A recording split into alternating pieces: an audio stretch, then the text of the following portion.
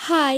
অনেকের ভিডিওতে আমি কমেন্ট সেকশনে দেখেছি যে অনেকেই আছো গাছ লাগাতে ভীষণ পছন্দ করো, কিন্তু জায়গার অভাবে গাছ লাগাতে পারো না। যেমন ধরো টব কেনার সামর্থ্য তো সবার থাকে না, কিন্তু সবারই ইচ্ছা থেকে যে আমিও গাছ লাগাবো ছাদ বাগানে। তো তাদের উদ্দেশ্যে বলি যে যারা টব কিনতে পারো না, তারা যদি এইরকম বস্তাগুলো জোগাড় করতে পারো, তাহলে সেই বস্তাটাকে ভাঁজ করে নেবে। তারপর তার মধ্যে মাটি সার দিয়ে গাছ তোমরা লাগাতে পারো, যেমন আমি লাগিয়েছি। তোমরা এখানে দেখো, আমি বস্তার ভেতরে কুমড়ো গাছ লাগিয়েছি, লাউ গাছ লাগিয়েছি, শিম গাছ লাগিয়েছি, এবং তার গোড়ায় গোড়ায় লাল শাক হয় না, সেই লাল শাকের বীজ কিছু ছড়িয়ে দিয়েছি। তো দেখো আমার এখানে সবজি গাছগুলোও হচ্ছে, শাকগুলোও হচ্ছে খুব সুন্দরভাবে। আর যদি কারো ফেলে দেওয়া গামলা থাকে, যেমন ধরো যেগুলো ভেঙে গেছে, সেই গামলাতে করেও কিন্তু তোমরা শাক লাগাতে পারবে।